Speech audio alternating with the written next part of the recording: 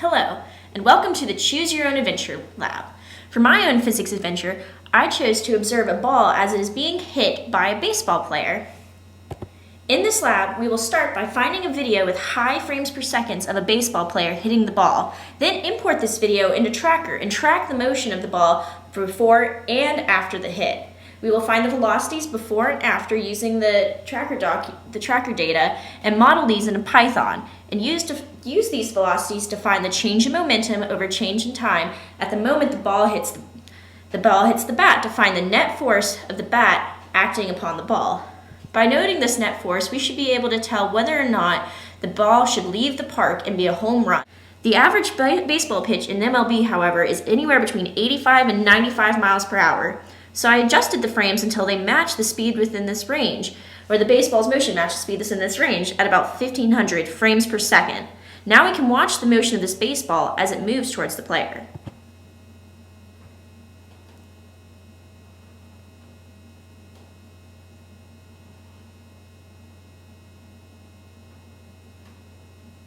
Two velocities of the ball, that being the velocity as the ball is coming in from the pitch and the velocity after it leaves the baseball bat.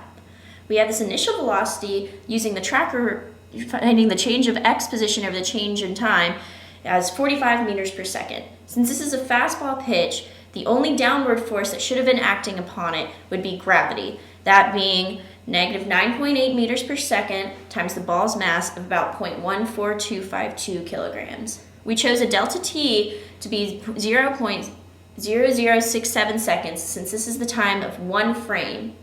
And our velocity after we hit the ball is about negative 33.6 meters per second in the x direction and 20 meters per second in the y direction as the ball has now been hit upwards. We also need to set some initializations in our code now.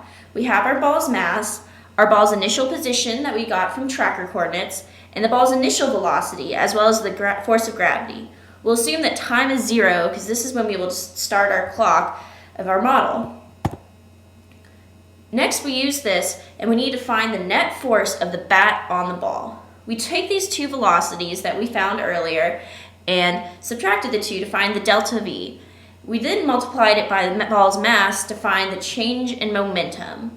And after we put the change in momentum over change in time, we have the F net force that is acting upon this ball during this time. Now that we have this net force, we are able to enter the major loops of our code.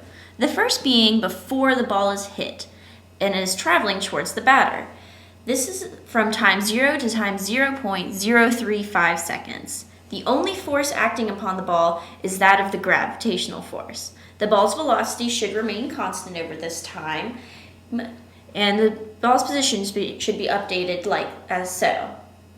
Now we enter the next main part, which is when the net force is acted upon the ball of the bat hitting it. For this happens for a total of 2 frames that we can note that the ball is actually touching the bat. When we look at this, we can determine that the while loop should only last for 2 frames, so to 0.063 seconds. The net force that we found earlier is then implemented on the ball for these 2 seconds and creating the new ball velocity. We then exit this code and enter the new code of the ball traveling away from the batter. There should be only the gravitational force acting upon it at this point, and the ball's velocity will move constantly as it goes away from the batter. We can now observe the motion of this ball with our model. Now we look at what does this mean? Will it leave the ballpark and be a home run? Well, first we have to look at the time it takes to travel up and back down, or the total time it will be in motion. For this, we will divide the velocity in the y direction of 20 meters per second by the gravitational acceleration of 9.8 and find that it takes 2.04 seconds for the ball to reach its apex, which means 4.08 seconds to reach the same height as it was hit. We can find the distance it travels in the x direction by multiplying this time times the velocity in the x direction of 33.6 meters per second and find that it travels 137 meters. Is this enough? Well, we can find that the distance from home plate can vary between 290 feet to 400 feet to the fence. And assuming that it travels the full 400 feet to the fence, which is about 121.9 meters, It's a home run, folks. So what if the baseball was heavier?